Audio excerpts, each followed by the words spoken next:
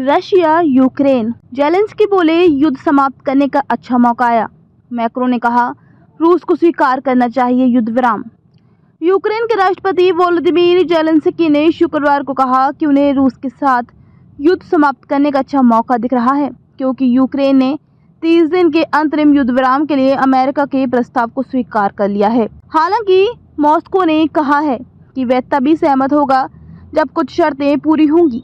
Zelensky ने x पर कहा कि अभी हमारे पास इस युद्ध को जल्दी से जल्दी समाप्त करने और शांति सुनिश्चित करने का अच्छा मौका है। हमारे यूरोपीय भागीदारों के साथ हमारे पास ठोस सुरक्षा समझौते हैं। युद्ध विराम का जिक्र करते हुए उन्होंने कहा कि हम अब किसी भी युद्ध को समाप्त करने के पहले कदम के करीब हैं।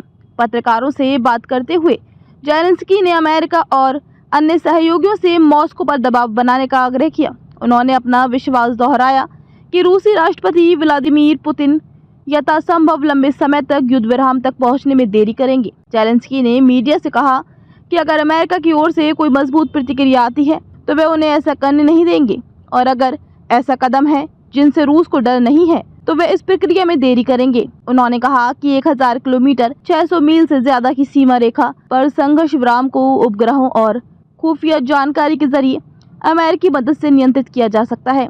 इस हफ्ते सऊदी अरब में अमेरिकी और यूक्रेनी अधिकारियों की मुलाकात और यूक्रेन द्वारा युद्ध विराम स्वीकार किए जाने के बाद वाशिंगटन ने खुफिया जानकारी साझा करना और सैन्य सहायता फिर से शुरू कर दी। जेलेंस्की ने यह भी कहा कि उस बैठक में अधिकारियों ने क्षेत्र के मुद्दे पर चर्चा की, लेकिन इसे हल करने के लिए एक कठिन बातचीत की जरूरत होगी। फ्रांस के राष्ट्रपति इमैनुअल मैक्रो ने शुक्रवार को कहा कि रूस को संयुक्त राज्य अमेरिका और यूक्रेन द्वारा प्रस्तावित 30 दिवसीय युद्ध विराम समझौते को स्वीकार करना चाहिए। मैक्रो ने कहा कि उन्होंने शुक्रवार को ब्रिटिश प्रधानमंत्री कीर स्टारमर और यूक्रेन के राष्ट्रपति वोलोदिमीर जेलेंस्की के साथ स्थिति पर चर्चा की थी। जेलेंस्की ने अपने रात्रिकालीन वीडियो संबोधन में कहा कि उन्होंने और मैक्रो ने कूटनीति की स्थिति, मौजूद संभावनाओं और युद्ध विराम की देखरेख के तकनीकी पहलुओं पर चर्चा की।